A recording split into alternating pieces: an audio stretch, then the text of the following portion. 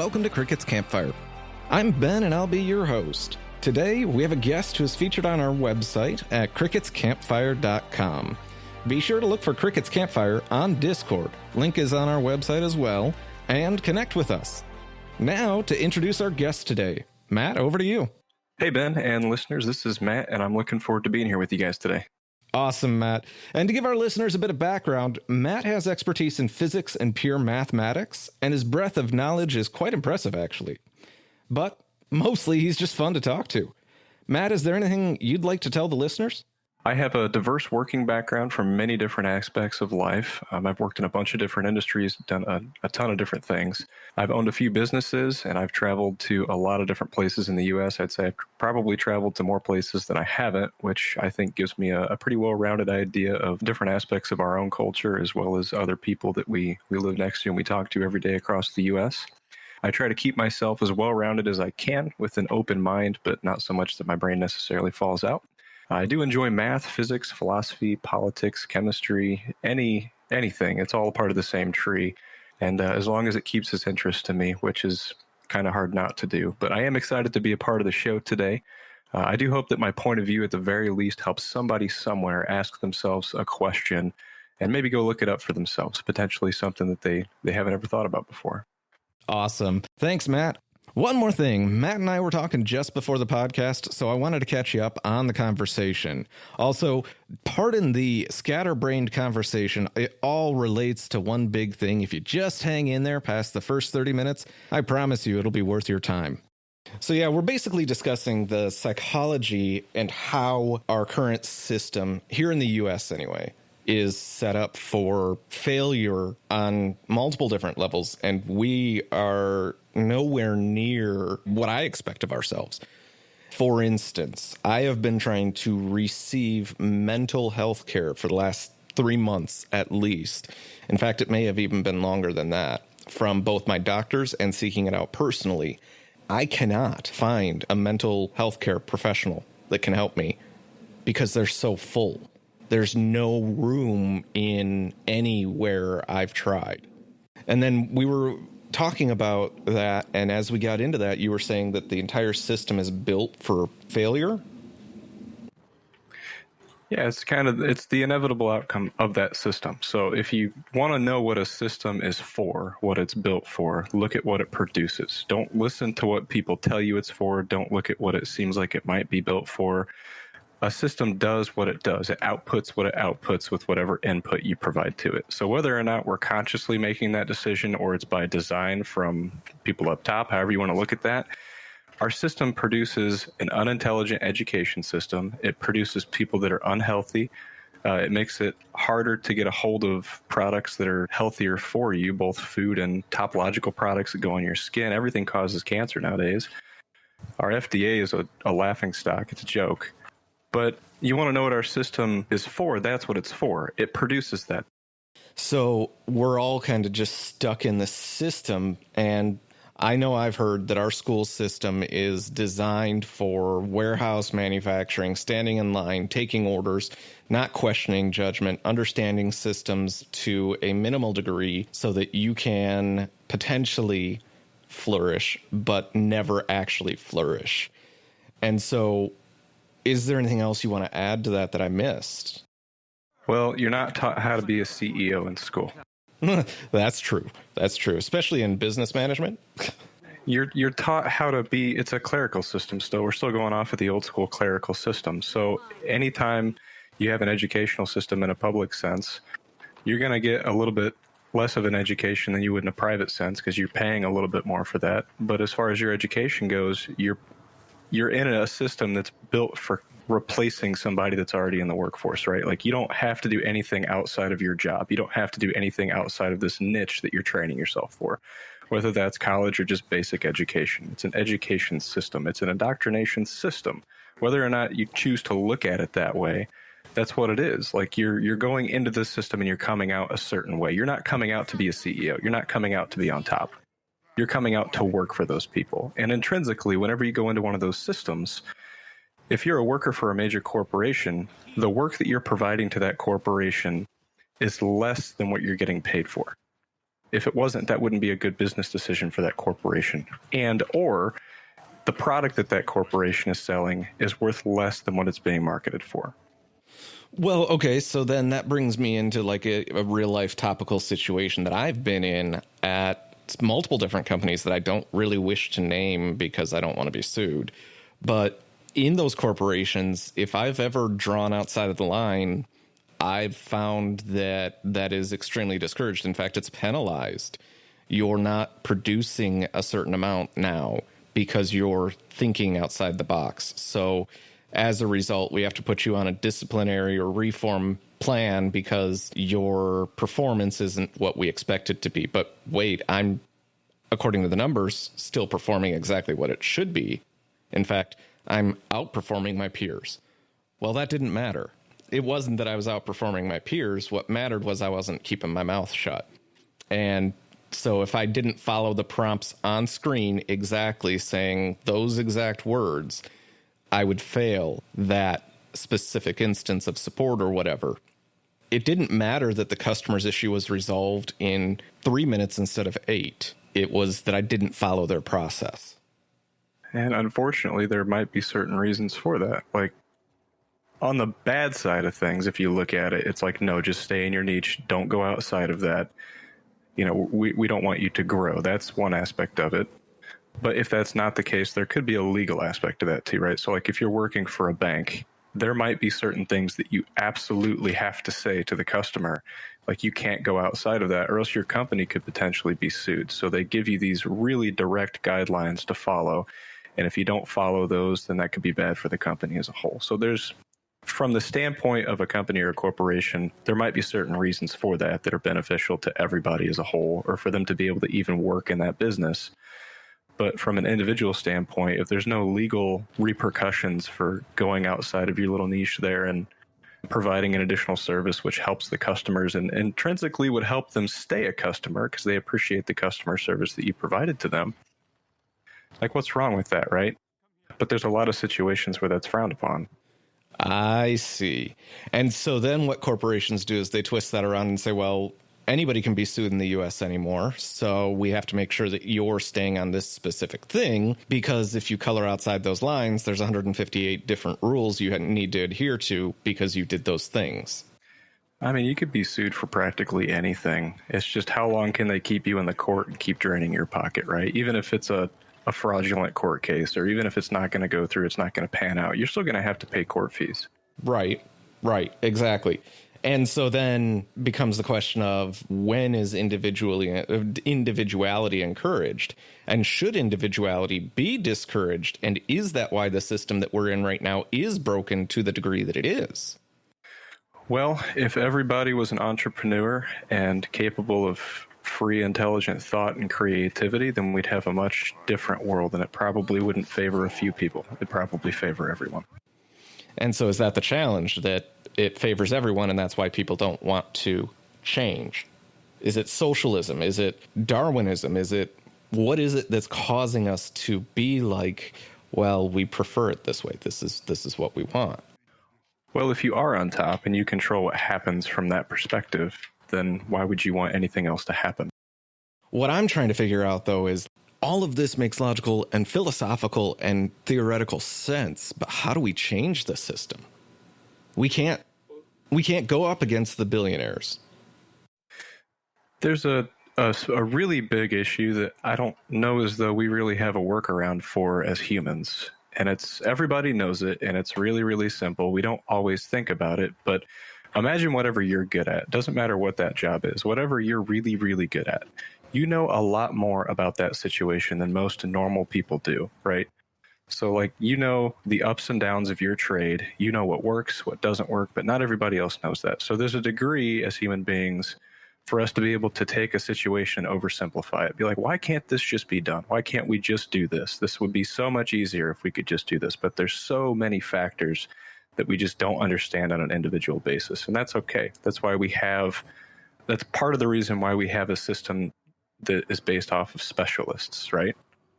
So we have specialists that are really good at these things, and they help drive this aspect of our economy or our social structure in a certain direction.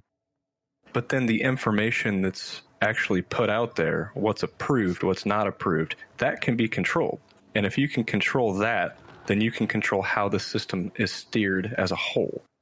You can't control the experiments that the specialists or the scientists or the practices that certain people are doing in certain areas, but you can make laws, you can make jurisdictional references, you can create court cases that support certain things over different things. So this brings me into an interesting reference then. Kyle Hill. Have you heard of him? Potentially. I'm bad with names. He's a YouTuber, looks like Thor. Oh, yes. Very knowledgeable, very good graphics in his YouTube videos. Yeah.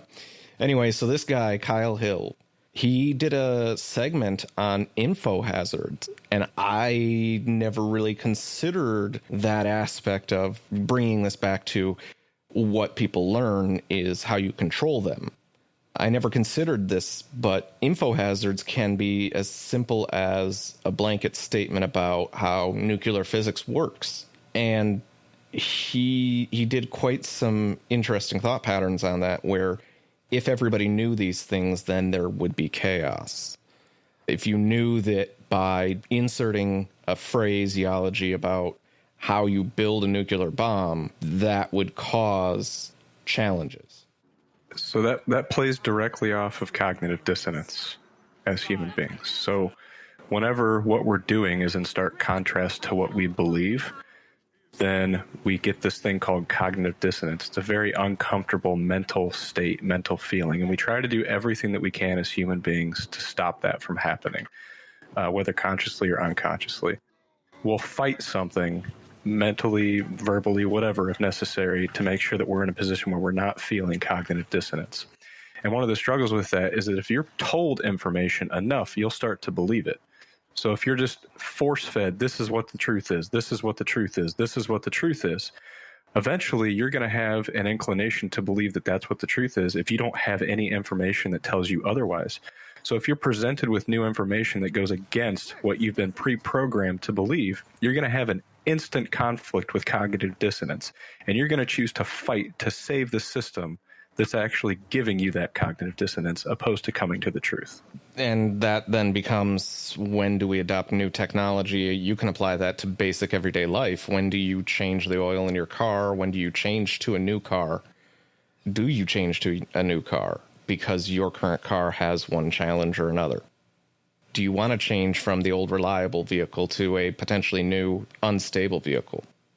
Now, that probably doesn't apply to very many people, but I buy used vehicles and I pay cash for all my vehicles. So that definitely applies in my life. You can see that with appliances too, if you want to go that route, opposed to information education. If you wanted to go the route of like appliances or hardware, you can look at older hardware stuff that's, made back in the 50s or 60s. It's tanks, like they've been around forever. Older vehicles, older microwaves. Like it might use older technology, but what then happens when you introduce a form of chaos to this standardized theory or subscription or model of education? For instance, now we have the internet and I can go learn nuclear physics on my own through a Libby course or whatever. Not Libby. What is LinkedIn's learning platform? Anyway, probably LinkedIn Learning. I'd imagine that you find changes in the system as a whole, right? So as individuals are able to autodidactically change themselves and become, smarter on a particular subject, then intrinsically the whole system is going to change. I mean, you've seen how our entire world has changed incredibly since the internet has came out, and that's been within our lifetime, right? Like, look at how much has changed because of that. And that's opening up of the freedom of the sharing of information between human beings all across the planet.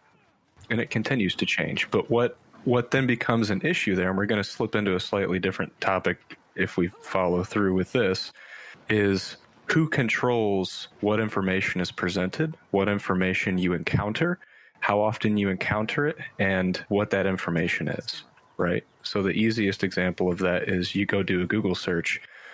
What are you going to click on? It's not going to be something on the 15th or the 16th page. It's going to be something on the first, second, maybe the third page, but probably the first page for 90% of the people that do a search. Okay, Why are those things showing up on the first page? Is it because they're the most popular? Or is it because there's an algorithm that's doing something that maybe you don't know? Oh, I can absolutely 110% tell you there's an algorithm we don't know that's going on there. In fact, it is widely published that we do not know why Google ranks certain web pages to the top. And in fact, they have set the entire system up to be that way, because they don't want web developers to game the search engines and make their post come to the top. So think about that. Why wouldn't that be public knowledge? Why wouldn't it be public knowledge that 90% of the information that's being forced on you, because once again, if you're exposed to information repeatedly, you're going to start to believe that information if you don't have anything that directly goes against it according to your beliefs or according to what you already know or think. So if you're constantly being fed information from the top 1 or 2 pages from Google, why? Why is it the same for all people if you do a certain search? Why, when you start to type something in, are the suggestions popping up? Might they have something in common, those suggestions that you're typing in? Or why is it automatically suggesting that you might want to search for this when there's information that's out there that's just beyond our capability as human beings to be able to process it all? We have to create AI to be able to process all the information that's out there. When there's that much information, why are you only exposed to 1 page of information? It doesn't make any sense. Or maybe it does. Well, okay, so here comes the counter argument on that. It does make sense that you're only exposed to the first page of that, because we as humans are not designed nor are we capable of ingesting even the first page these days. We can't even focus on the first page. So let's play off of that. If that's true, who decides what information you get exposed to and why? Well, clearly the fundamental understanding of that would be money. Any reason, it's got to all come back to money. So who controls it is fluctuating, I'd imagine. I'd imagine we can, as consumers, we are dictating who controls that by using DuckDuckGo, by trying to encourage Apple to not filter all of our stuff and not open up our phones. Those are movements against the system, though, right? They are, but there is a small percentage of human beings who are privacy centric, and those small percentage of privacy centric human beings are starting to grow and starting to expand. And I can recognize this because 2 years ago, I didn't care if Google had all my photos. I didn't care if they knew all the names of every person on those photos. But today, I'm sitting here going, I don't know that I want to continue to give Google all of the people in my life. Yeah, when you could submit a photo to a certain big tech company, whether it's a social media company or a search engine, they can look in that photo and they can use AI to pick out items that are in your background to maybe try to determine your spending habits and try to market that to you. So they have an entire case file on you for whatever institution that you're currently utilizing, whether it's a social media platform or not, so that when you're receiving information via ads, it's directly tailored to you. Oh, God, I didn't even connect the dots to that. Picking out background objects, I've never even considered that. That was not on my radar, but now it is, and you've made me so much more anxious. Holy crap. I'm sure that you've probably had a situation in your life. I have everything in my life that I can locked down. Whether it's my phone's ability to listen to me, whether it's social search engines, doesn't matter what it is, whether it's the internet browser that I use, because I would put myself on that gradient of people that want to make sure that I'm in control of what I do with my life. And the more that other people learn about me, the less and less I'm actually in control of that situation. So I'm sure that you've probably had the situation in your life, whether you realize it or not, where you've been talking around your cell phone and you might receive an ad for that very thing later that day. Oh, yes. And that's so widely published as a huge trope. But when I was not in my privacy-centric mode, I looked at that and said, so what? They'd get that information some other way, whether it be my spending habits or my Super Saver coupon barcode that they scan into the system because it's cheaper to buy stuff, letting them track you than not, for instance. Yes, I'm targeting grocery stores there. But what else are they listening to? If they can hear that, You might have something in your house that you can call its name and it'll react to you, and you can play music with it and search things and buy things online, right? I'm not going to say exactly what that is because there's multiple of them, but if you have something like that in your house, when you call its name, it responds to you. How does it know that you said its name? It's constantly listening to you. It has to constantly be recording every bit of information that you say around it inside of it. Otherwise, it wouldn't be able to discern what you're saying and what you're not saying. It has to put that information against information that's already been coded inside of it so that you know that you called its name.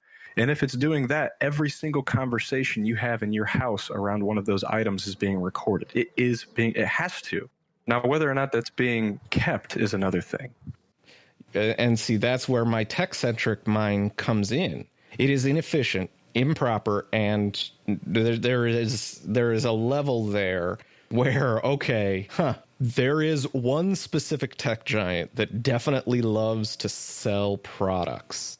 And that's their entire business. And they happen to make one of these voice-activated devices.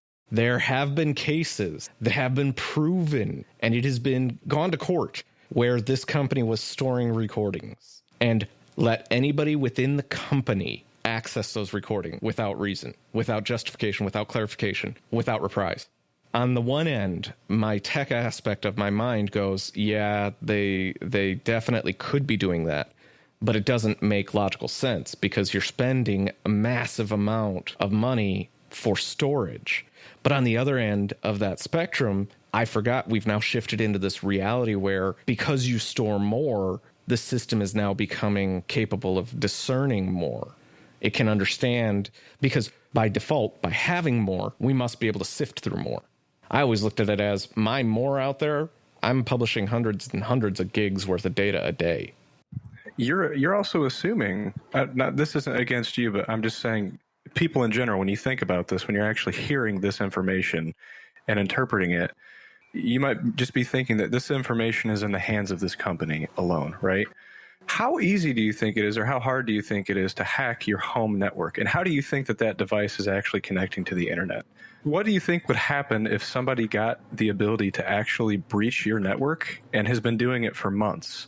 Like, what could they be listening to? How could they use that against you? So I worked in the tech support industry. I'm very familiar, and I have anecdotal and commiserate experience backing up all of this information here. Happens all the time. Every day. There's millions of computers compromised. Now, granted, those who compromise computers are not typically, there's a very special asterisk next to that, are not typically looking to capture such a large amount of information that they need to store. What they want are files, pictures. Sometimes they'll go directly for the money and say, I want to, in order to decrypt your hard drive, you need to spend 48 Bitcoin, whatever. But it happens on a mass scale every day. Millions of devices are infected. That's what ransomware, that's what viruses are. They're infecting your network. They don't just infect your computer. I had a ransomware pop up where I was the lead tech coordinator for a very, very large, we're talking hundreds of millions of dollars a year, dealership. It was a conversation between me and another MSP support team that we rely on for big projects. And then it became their insurance agency, their lawyers, 14 different financial advisors. I mean, it was just this huge deal because their server was managed by another company that put that server there so that they can work and look up cars. So there's this automobile franchise, a big company out here, automobile, whatever. You can call them whatever you want. It's just a company. Their job is to make software to track vehicles to sell. And they do that by deploying physical servers at locations across the United States. But what happened is their dedicated server that these people deployed at this site used a common password as the administrator password. Not only was it a common password, they used the same password across all of their servers. Their ransomware came in through that server. There's a lot of situations where that's actually it's happening right now with certain things that I'm not going to go into detail with, but that exact situation that people using the same password across an entire network of things that needs to be extremely secure, but has not been. I understand. And you probably don't know all of my work history. In fact, nobody probably does who's listening now.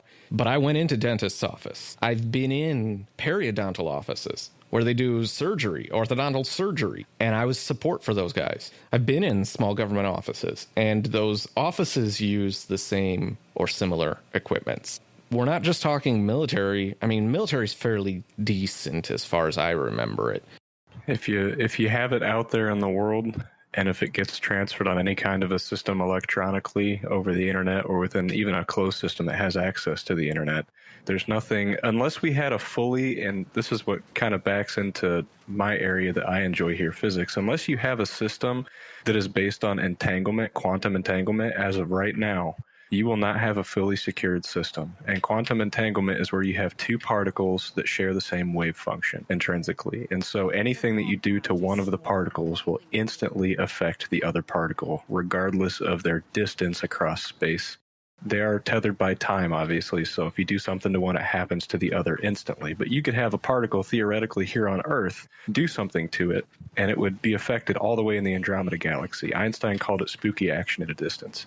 And we've only just in 2012, I think Weinberg was his name, one of the physicists, won the Nobel Prize for being able to observe a quantum system without actually disrupting the wave state of two entangled particles, which is huge because that means we can now read the information from the particle without destroying that connection. And what's important about that is you can't hack an entangled network of particles. Two particles that are entangled, you can't discern the information from outside of either two of those particles. It's not like tapping into a phone line or something like that. I see. So unless you're in that kind of a network, it's going to be extremely hard potentially in some situations. I mean, you can use proxies and VPNs and stuff like that, but nothing is invincible. And so that came back to my fundamental original argument of this whole thing, which is I published for a while hundreds of gigs of data about me a day because I didn't care. Yeah, I do the Google. I had Google, I had Alexa, I have Siri. All three of those devices put together, I'm sure I'm publishing at least a couple gig an hour. And then you've got your photos and your videos and your location data and what device is active right now, what application is running right now. What are you doing inside of that application? Sometimes tracking your mouse movements directly inside of websites. There's just so much that it's very difficult to keep yourself protected from. So I look at it as, whatever. I'm publishing hundreds of gigs a day. It doesn't matter. They're going to have to sift through that information if they really want it. I don't have anything to hide or whatever. You know, you can call that I don't have anything to hide. The reality for me now is they are driving with that data. And I find that I would classify myself as fairly impervious to mental manipulations because I've been exposed to it so much and identified it and recognized it. I am starting to recognize that there are subconscious shifts that I am not capable of controlling due to outside influence, period. Why don't you learn about those things in school, right? Why isn't there an entire course throughout your primary education until you get to college that's designed to teach you how you're capable of being manipulated as a human being? To help you, not to help you be able to manipulate other people, but to be able to identify when that's happening to you. Why don't we know that? That's such a basic fundamental understanding of ourselves, like what you were just going over there. Take that and take a step back to a previous conversation here. Why aren't we ever taught that information? Why don't we know about that? Because then it'd be detrimental to potentially society. I don't know why we're not taught that specifically, but I can imagine the justifications. Do the justifications outweigh info hazard? Do the justifications outweigh hiding that information and making it not relevant? I guess I can't speak on it because I don't know enough about it, right? Like there's so many ways that people can be influenced and manipulated and augmented psychologically, physically, just through repetition. But in the end, I believe, this is my own personal belief, that knowledge is power, right? So if you know that something exists, you can take steps to mitigate its effects on you. If you don't know that it exists, you can't do anything to defend yourself against it. I mean, if the population as a whole knew that different marketing tactics existed to get them to buy things, do you think that they would be inclined to buy those things if they knew exactly how they worked, right? But the challenge then becomes, okay, great. So I recognize and understand that the pods are designed to emphasize a culture that doesn't want to spend the 30 seconds it takes to measure out an ingredient for washing your clothes, washing your dishes, whatever. That's why Tide Pods and dishwasher pods have come to exist, because people don't want to spend the time to do it the right way. But I lost my train of thought. Well, I can kind of pick up from you there. So I would agree with that. Like, there's a lot of menial things that are being taken care of in a very beneficial way in our society. But how is that marketed to us? And do we know whether or not that's actually good for us, right? So let's take your laundry detergent example, your Tide Pod example there. So if you have a Tide Pod, it has a certain amount of ingredients in there. You're given this product and told that this is good for you and that this is what you need to use to wash your dishes with, and this is how much you need. So to use that much material to clean your dishes, what if it only takes half of that to do it? What if you're being sold an overabundance at an inflated price just so that they move more product? I watched, don't know if you've ever seen it, Technology Connections, guy's retrospect. Anyway, he just did a segment on dishwasher pods, and he said, you are using too much dish soap. In fact, unless your water is extremely soft in the United States, you should not even be filling your dishwasher cup fully. And those pods are determined right on the edge of being soft water, not hard water. And soft water is a lot harder to combat when you've got solvents. As a result, it makes the soap less effective, so they have to put in more. And all of that's going back into our water system. Oh, yeah, you're paying for it on both ends. Actually, we're paying for it on multiple ends. We pay for it when we get it. We pay for it when we put it in the dishwasher, because now we have to run dishwasher loads twice because it's less effective, because when you put too much soap in a dishwasher, by the way, it doesn't work. And if you don't use enough, it doesn't work. It has to be a specific amount, which is why they have fill lines. Oh, and they have the pre-soak for a reason too, which you can't do on pods. Okay, great. So now we're putting it in the dishwasher. We're using triple the amount of product we should be using because it has to have that triple amount, because otherwise some other people would complain. And then we're dumping it into the drains to be treated at wastewater facilities, which, by the way, we're paying for when you pay your water bill. And then what? We're paying for it to be extracted from the ground as well, maybe, in terms of climate change? You might be paying for it as far as your health goes, too, because how much of that is actually getting filtered out? And in the end, you're making this decision. We're going to keep tying this back to all of our other conversations, because everything that we're talking about on here right now goes together. It all goes together, every single bit of it. Why are you buying that? You think that it's okay. Why do you think it's okay? Because it's being forced down your throat. There's not many other options. You go to the store, it's either this or that, right? And then there's very, very few other options that are available. There's 8 billion people on the planet, and we got like 6 or 7 options for dish soap. Like, what? Oh, by the way, linking this back to money, corporations buy the shelf space. I wouldn't doubt it. Yeah, they literally do. No, that's how grocery stores work. You buy an end cap if you want to feature your product on Labor Day, for instance. I want 48 inches of the top shelf. You get a product. We'll go back to dish soap. You can do this with anything. You get a product and you want to know a little bit more about it. What do you do? Like, how do you look up information about that? If you're truly wanting to be informed, at least in the beginning, to understand something, what do? You do a Google search. What's happening? You're getting the first page or two of results, and you're taking that information and adding it to your knowledge base. Now, not only is Google the evil corporation here, or let's just call them evil. I'm not saying you're evil, Google. Don't sue me. I'm not. That their catchphrases don't be evil, right? That's right. It might just be an intrinsic property of the system that we live in, or it could be something that's controlled. But here's a further example of that. And you were talking about cognitive dissonance and how that data conflicts with our core knowledge base.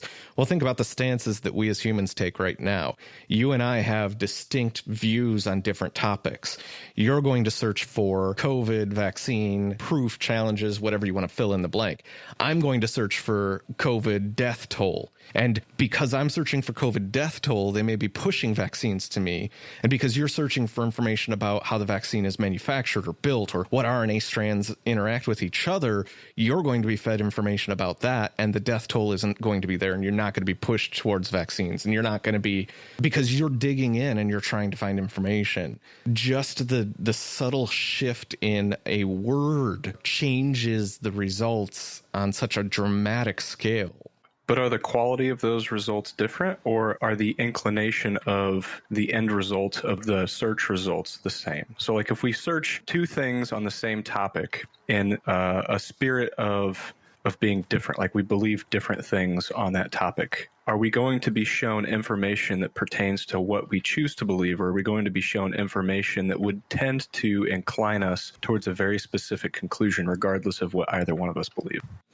Well, and so now we take into account, depends on how good you and I are at Googling. So that's a personal factor. How much time did you want to invest into this? If you wanted to invest 30 seconds, then absolutely you're going to be biased towards whatever it is that you search for and whatever your cognitive dissonance is, because you're going to click on the third link instead of the first link. And the first link was set to set you up for a positive spin on this, where the third link is set up on the more acceptable, whatever you want to call it, cognitive dissonance factor.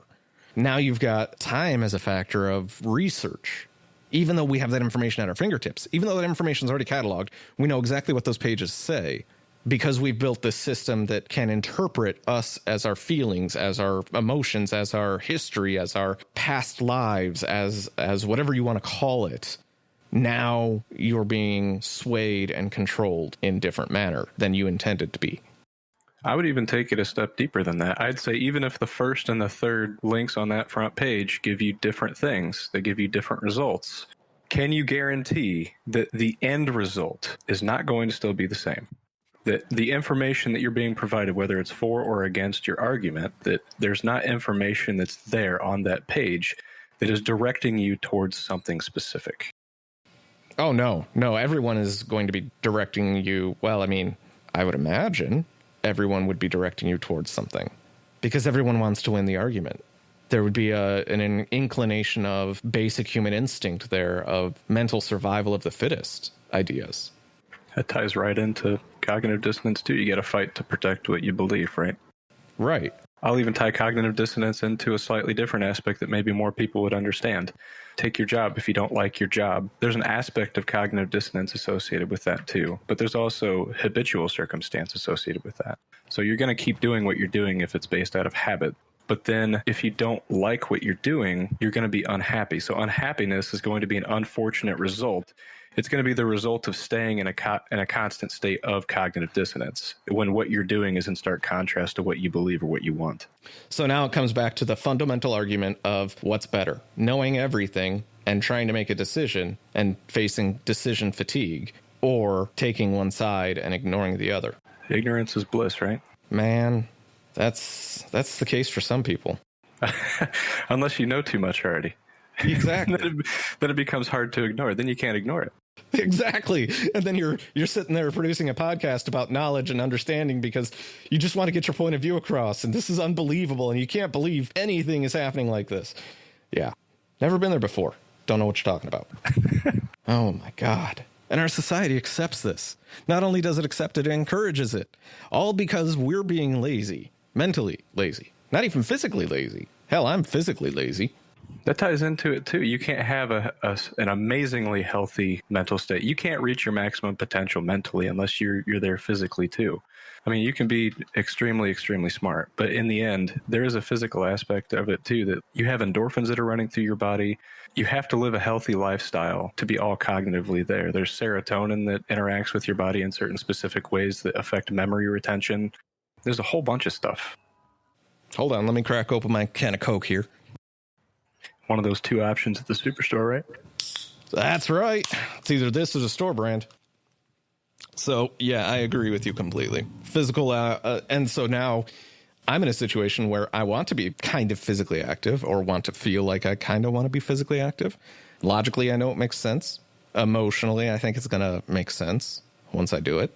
Maybe it doesn't make sense to me right now, but that's beside the point. But I can't get there because our system's trapped me.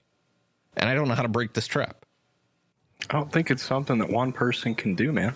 I think there's an aspect of it where people on the whole have to be aware of it. And that's kind of ties into what I was saying earlier about understanding how you're being manipulated. We were talking about is it better to know those things, or is it better to not know how you're being manipulated? And I would argue that it's better to know how you're being manipulated, because if more people knew it, more people would take a stand against it. And one of the biggest things that you can do, and you've probably heard this a million times, is when you vote with your dollar, dude. Like, you support the institutions that do this stuff every time you pay for something. If, let's say, 10% of the people out there made a decision based on that, 10% of that company's revenue would be eradicated. Yes, and I agree with you. But then here comes the challenge of how do you live without it? If you can't make the choice that's the right way to do it, for instance, dishwasher soap, our pod challenge. There are grocery stores and there are supply chains now who only sell pods. You get your choice between the store brand or Tide or whoever else is the big manufacturers those. And that's it. So how do you battle it with the dollar there? You're in the store, you need it today. You can't order it from Amazon and wait the 2 days. Well, with that, I mean, that's going to be kind of difficult, right? You got to kind of plan ahead for some of that stuff. That's just a personal aspect that you have to look at. Like, will I need dishwasher pods in a week from now? Okay, can I take the time while my local store that only sells Whole Foods and Whole Goods while they're open Monday through Friday until 8 p.m. Can I make a quick run there? It's going to be a little bit more expensive, but hey, at least I'm not adding chemicals that they might be staying on my Tupperware or on my dishes, and I might be ingesting that when I eat food, or it might be reacting with other chemicals in my food, or somehow being exacerbated in the microwave and becoming airborne and getting infused in my food. Doesn't matter. Is there something that I can do to help stop that? So maybe shopping at a local store to maybe get a more holistic brand that I don't need as much of that might be able to do the same thing. Maybe I can use lemon juice instead and vinegar. Who knows? That is the solution. I know that's the solution. I can feel it. And I'm sure there's someone else out there who can agree with me. That is the solution. Plan just a smidge bit ahead. But you're talking to a guy who can't even fucking get out of bed because he's too damn lazy or too damn depressed or whatever. And plan ahead means more work. I can't even plan ahead to get out of bed. Well, you either have to be trained to overcome that, which most human beings aren't by design, let's be honest, or you have to reach a precipice. Most people aren't going to do something until you have to do something. So what's your threshold? What's your cutoff where you're actually going to stop and say, all right, you know what? Enough is enough. I have to do this. I have to start doing this. I can't live like this any longer. I'm too damn unhappy. I can't continue doing this the way that I'm currently doing it. And I know what the answer is, but the system as a whole is holding me back from being able to do it. At what point do you reach that threshold? Because it's only once you take the step past that threshold that you're actually going to do something. And it's like that with every human being for every situation in your entire life. We're going to choose the path of least resistance until we have something that either benefits us to a degree that we desire it more than anything that we're currently doing, and we're willing to take that step, or that we're physically forced to. Like, are you going to change your diet to help diabetes that you might have in the future? Well, are you going to wait until you have diabetes, or are you going to do it before that? Are you going to wait until you're in the hospital? There's a lot of people that'll wait until they're in the hospital to make those changes. And even then, they're only going to make the change to take the pills to deal with it, because that's the easier option. You're not going to change your lifestyle. And there's some people that have forms of diabetes, right, that's not the answer to. You can't fix it that way. But there's a lot of people that do. Yeah, I know. And see, that's the system that is trapping me. And I absolutely hate it. I despise it. But at what point do I take that step and say, this is too far? Well, see, when you asked me initially, I was questioning whether I was even going to be honest enough with myself to give you an answer. The first thing that popped in my mind was when I get physically incapacitated, something physically happens where my health is whatever. I stand up and break a bone because of no calcium in my bones or whatever it is. The first thought was physically being incapacitated by this. And I don't know that that's my limit, because obviously I do get up and do things. I get up to go to the bathroom. I get up to go outside sometimes. And I got up yesterday to go work at a client's location. So there's no clear answer to me, because it's not when I'm physically injured. I didn't want to go to that location yesterday at all. Literally, I was telling myself this is going to be hell. This is going to be hell. It was hell. I knew what it was. I knew what it was when I walked into it. But did you have to make a living? Like, did you have to make sure that you have a roof over your head the next day? Like, those are equally as valid reasons to do those types of things, right? Right. Did I have to? Technically, not at this moment. No, I didn't have to keep a roof over my head. I don't have an inclination as to why I went, other than because that's what society expects of me. But this entire slump that I'm in is because of societal expectations. And that's why when most people ask me what caused this, why is this a problem? What is it that you feel you need to overcome? I can't give them an answer because it's not physical incapacitation. It's not because I don't want to. It's not because I want to, because I certainly don't want to get up right now. I don't feel the mental inclination or desire to get up. I'm comfortable. Why would I want to get up? Conservation of energy. So what is it that I'm struggling to overcome? Is it just the wall that's being put up by society as a whole? And it's, when I have this time to myself, I need to utilize it to the fullest of its capacity, because I might not have this at another point in my life, because it's just, maybe you've been, and when I say you, I mean anybody out there that could be listening to this right now. Maybe you feel like you've been taken advantage of at your job, and you're just, when you get off at the end of the day, you're just at a point where you can't think. You just used all of your beneficial, usable human energy to help benefit this company or this corporation. Or maybe you've been in a bunch of different jobs where that's happened, where you've given your all to that situation. You've just been burned in the end, right? So it's like, how many times are you run down mentally before you just get to that kind of a state? I can give you a count of roughly an approximation, probably in days. It might be easier in months or years or decades. 12 years, roughly. Of those 12 years, I also had one appendicitis that was taken out in the emergency room, by the way, and then was told by the company that I was working for at that time that I would be terminated when I got back because I was sick for too much, and I'm mentally drained. I work 24-hour shifts sometimes. And it's bad for your mental health, and intrinsically, if you're in a bad mental state, like that affects you physically too. Everything goes together. All of your body systems do, whether it's your mind, your body, your spirit, if you will, how you interact with the world. It all goes together, being healthy. And we were talking just a little while ago about making decisions for health based on how close to a critical situation are you, right? So there's a lot of people that they don't know that they're unhealthy in certain ways until they actually get into the hospital, or they don't make that decision to stop smoking until they have the cancer, or they don't make that decision to change their diet until they've wound up in the hospital because they have stones somewhere or something. You look at that, and then you look at our healthcare system, you got to think to yourself, is there another issue of by design here? Because our system is mechanistic and it treats the symptoms a lot of times opposed to the actual root causes. A lot of times it's just a guessing game what that root cause is. I have a sister that went to Mayo Clinic 12 times and they still couldn't figure out what was wrong with her. They kept throwing medications and trials and different workarounds on her just to see if anything worked. So it's like, let's see if we can throw stuff at it that'll treat these symptoms to make sure that you're not feeling this way any longer. And it's like, you're one of the largest medical associations, like one of the most well-renowned and respected medical associations in the entire country. My sister had to go to you guys 12 times for you guys to just throw experimental applications at something you had no idea about. You had no idea. You didn't even have a baseline for anything to work off of, and you were just throwing medication at her. God, I've got a similar story, too. My wife was diagnosed and treated for over a year of her life with Sjogren's disease, which you can't get rid of. Another doctor ran some tests on her blood work again and said, yeah, that's a little high, but that's not Sjogren's. Here's Sjogren's. And he showed her the blood work side by side. So there was a diagnosis of a disease that didn't even fit the definition of that disease. Correct. And my wife was treated for it. She was on multiple medications for it. And some of those medications, one of those medications, in fact, caused her to black out while driving and rear end a vehicle at 35 miles an hour. Holy cow. My mother-in-law and father-in-law were driving back with me. I was in their vehicle and she was driving separate. I was in their vehicle and we're like, wow, this road's backed up. Wow, there's an ambulance there. Oh, that's why it's backed up. Oh, that's my van. That's not good. We'll save this conversation for another day, but I do want to present it because it's a very real thing. The pharmaceutical industry's influence on the education of those individuals that actually do the prescriptions and the diagnoses.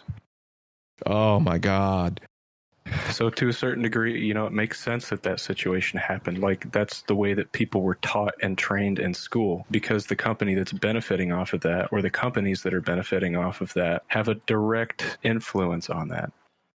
Well, yeah. And so then it came up to a situation where we couldn't prove it, even though it was a side effect.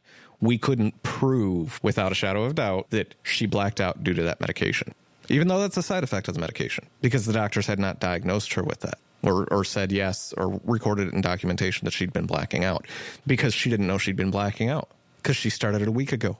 And maybe it just built up to that point and that was the first time she'd ever blacked out from it. But here's the worst thing. We're 6 years later. She still can't remember a single thing from that moment. It's just a gaping void, a rear end collision at 35 miles an hour, a trip in the ambulance to the hospital is a gaping void. That's scary, man. Because of this medicine for a disease that she never had. There would have been a major lawsuit there if you guys could have proved your case. Not saying that's the right way to try to tackle all of our problems in society, because I think personally that that's one of the things that's wrong with it, is every time there's, unless it's needed, unless you caused actual damage to somebody physically or mentally that they can't recuperate from, and you've ruined the rest of their life because of that, you know, at that point it's completely understandable, but everybody tends to jump on the train of trying to prove that. I think in this situation it might have been, you know, applicable because it's a straight-on accident with another vehicle. You blacked out. You can't remember anything. You don't have a memory of your life that, by all rights, you should have had in a waking conscious state. Right, but then they can go back to her pregnancy file and say, well, at one point you had glucose monitoring because your blood sugar was low when you were carrying a baby, which is, again, completely unrelated to her current state of physical well-being. But because she had that gestational diabetes, they can then state, well, perhaps her blood sugar dipped. And that's why she blacked out. Things that make you not want to go get help when you actually need it sometimes, right? Because what if I get help for this one thing and then it comes back to bite me in the butt later on? Yep. I want to do this. Well, we don't want you to do this job because we feel like you might be unfit because you had this medical episode that happened 7 years ago, and we can't guarantee that it's not going to happen again. Yep. Which comes back to seeking help for mental health. Exactly. Is it a logical thing to try to get help for mental health during a time when everybody's being forced to be inside and we can't see other human beings and we can't beneficially be outside and enjoy the world and have a lot of fun? Like, is that depressing? Heck yeah, that's depressing. If you went and got diagnosed for it and then you tried to be a fighter pilot later on, probably be declined. Yeah. So I'm putting at jeopardy my future because I'm depressed and I need assistance. And now since I've been crying for help for 3 or 6 months, I'm sure it's been classified as major depression now versus seasonal depression. So my category has been upgraded because I can't get help. Oh, and by the way, I'm still not getting help. So sure, you're upgraded, but we still can't help you. We've taken the time to define you as this. However, we can't do much more than that. Yep. All of these things lead me into the thought pattern that the U.S. is not nearly the giant it once was. Everything I read about the 50s, 60s, 70s even tell me that my parents grew up in a different world. We all know that definition, but I'm talking the fundamentals of our economy, the fundamentals of the mindset of watching your neighbor's back instead of watching your neighbor for the slightest slip. The fundamental world they grew up in, I'm jealous of it. I think a lot of things have changed, some for the better and a lot for the worse, but definitely some for the better too, majorly. I mean, we're always striving for progress as we continue forward as human beings, right? It kind of goes back to, is it by design to a certain degree? Because there's a question that exists of how badly do the people that are in charge of the situation as a whole and the people that are a part of the system want a society of free and independent, critically thinking populace citizen. How bad do you want that situation? Well, clearly the citizens have chosen not to want it. Is that their choice? This is a very, very, very critical question. Is that a choice that you're knowingly making? Or are you in a situation physically and mentally where there are walls that are around you that put you into this position? Is that a choice that you're actually making? Well, they want you to believe that it is. This is all my fault. But it's not, but it is, but it's not. And then how much blame do I shift? Is my entire mental well-being currently because of the mental health system? No. I think this is just me. I have nothing to back this up, but I think personally that the only thing that we have control over with respect to that, and this leads to control over everything as an individual, actually. The only thing that we have control over in the beginning is when we are presented with information, we have a choice. Do we choose to look into that information or do we choose not to? And when we look into it, what other information are we provided with? Is this more credible than that?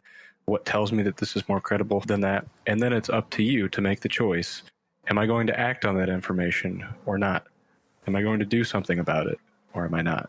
Am I going to change my spending habits or not? Am I going to wake up earlier and make my bed so that the first thing that I do during the day is something that I accomplished, so that I can go through the rest of my day knowing that I started my day with something that I accomplished, and maybe try to accomplish more things throughout the day? Am I going to try to broaden my understanding of what it means to be happy versus what happiness actually feels like and what actually brings me that? Am I going to try to broaden my understanding of what's good for me and what's not good for me? Am I going to try to look at what information is provided to me when I do research on that to try to understand if maybe my definition is being manipulated? So I think the choice that we all have is, what are you going to do with the information that you're provided? That is a good question.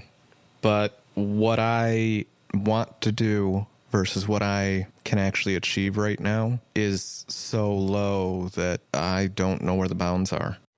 I do truly believe that no matter how caught in that situation anybody feels they are, that you do still have options. So like, instead of going to the big wall or the giant mart to get your groceries, maybe you can go down the road to, let's say, Aldi. I'm going to put them in a positive light here because they might have products that are organic. They might have things that are on the cheap end, right? It might actually be more cost effective to go to a different store rather than a big chain store. They might have, not saying that Aldi isn't a big chain store, but they might have tendencies which might be a little bit better for you as a human being. It's up to you to make that determination, right? I'm not saying that you should go to this store over that store. You should not shop at that store. You should not shop at that store. Make that decision yourself. Like, are you worried about the increased cost from living a healthier lifestyle? And are there other options or opportunities that are within your spending ability to be able to do that?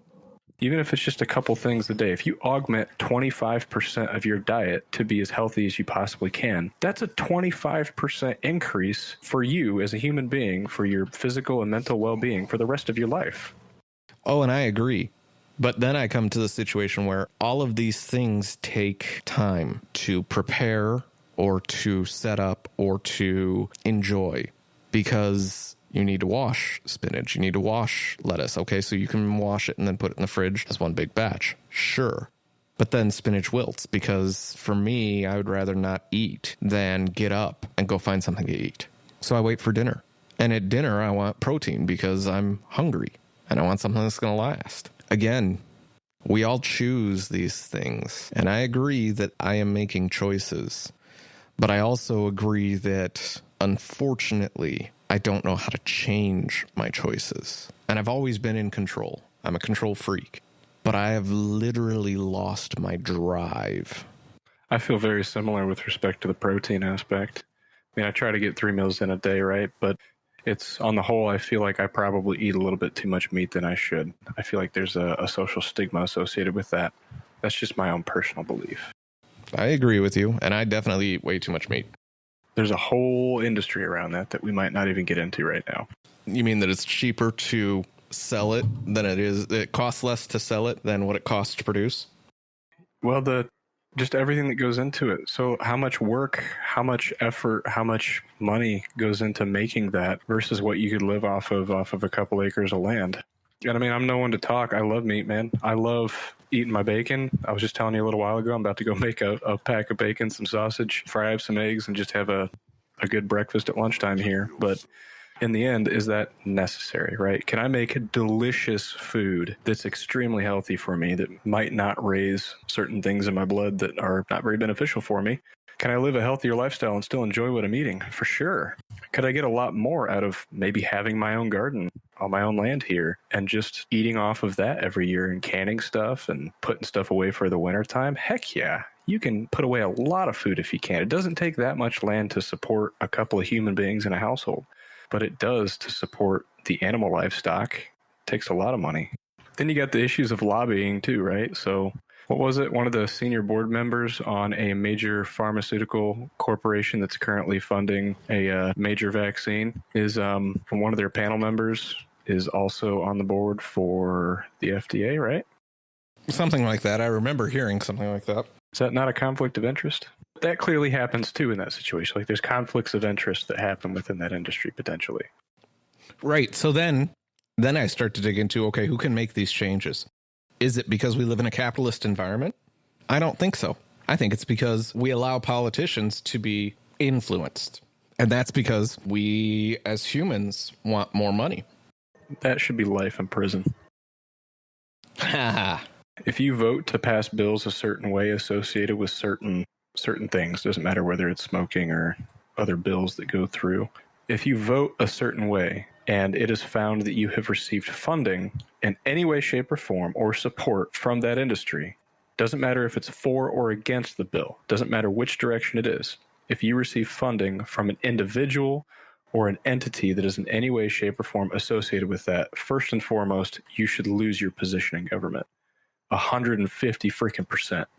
Then there should be an investigation into how deep did that actually go. And depending on the severity of it, you should probably spend life in prison, because those decisions that you're making as an individual, you're meant to represent the people, not a corporation or a company. And you're changing laws for millions of people. Your actions are influencing millions of people. They're putting an entire industry, a $1.9 billion industry, by the way, out of business. Vape shops cannot stay in business because they don't have juice. Another question that comes to my mind is what percentage of the vape industry does the smoking industry control? And is that a very, very small portion? And is that a reason why they're so vehemently against it, right? Clearly, the vaping industry would be cutting in on the smoking industry's action. And if they aren't able to get a large market share to control that industry as well and make profit off of that, it makes sense. They're not. So they've been trying since 2015 to expand the growth of Juul pods because the tobacco industry is backing disposable. Oh, of course. Of course. Of course. Planned obsolescence, right? Yep. The tobacco industry is backing the disposable side of vaping. There's an interesting connection that I'd like to draw here. It deals with government intrinsically here, but so if you're backing the disposable aspect of it, you're backing the replacement. You're backing dependency. So if you want to keep using Juul or any other disposable product out there, if you want to keep using a disposable product, you're reliant on that entity, right? Yep. How might that play into government? What other aspects of government are people reliant on? And how does that force control? I guess it depends on how macro you want to go. And my first thought is the IRS. I was thinking like Medicare or something like that, you know? I know. You were thinking police departments or kind of local moderate government, but I'm looking at it from a big picture of there are millions of Americans every year who rely on a refund check from the IRS to survive. I would agree with that. There's an aspect of that goes into tax deductions associated with more children, right? Oh, yeah. If somebody relies on you for something, you control them. If you are reliant on a system, it doesn't matter what that system is. Sounded like the Matrix here. If you are reliant on a system, that system controls you. It makes the decisions for you. Doesn't matter what it is. Doesn't matter if it's food, healthcare. Doesn't matter if it's jobs. Whatever that system is, if you rely on that system, it controls you because you're relying on it for a specific reason. And if they use that reason to their advantage, they can make you do whatever you need to do or whatever they want you to do in order to come to the decision that if you don't do this, then this is going to be taken away from you. Because you rely on this, you can't afford to have that be taken away from you. Which comes back to the government and who's making the final decision, and why are politicians making those final decisions that benefit the tobacco company in the beginning? There's a lot of people that are reliant on the vaping industry to get off of cigarettes. Oh, yes. And the FDA is being taken to court by several companies already right now. Did you know there's actually a law against government controlling an industry so closely, such as like that, to the point where they can control the livelihood of businesses? So what you're telling me is that forced mandates that cut businesses' populations from actually getting people in there to do commerce with them is hurting them, and that could be illegal? It is illegal. Yeah. How ironic to our current situation. I know. It's almost like we thought about that. Look at Microsoft. How much trouble did they get in for having Internet Explorer bundled with Microsoft Windows? Oh, man. My mind is wanting to take me in a completely different direction since you brought up Microsoft, but we're not going to go there. Thanks, Matt. Yeah, it's kind of getting over an hour now at this point, so I do want to take a moment and thank all of our listeners for getting here to this moment in the podcast. If you are depressed and you are considering suicide or other challenges, we do want to mention there is the National Suicide Hotline. You can call 800-273-8255, 24 hours a day, 7 days a week. They're staffed by volunteers. They're extremely helpful. If you ever feel like you're at the end or you're alone, please try the number before you end everything. And for the rest of us, I hope you took a moment or two out of your day and enjoyed the conversation, stirred up some deep thoughts and some information there that you might want to go look into later. If you have questions or concerns about this podcast, feel free to reach out to us on Discord.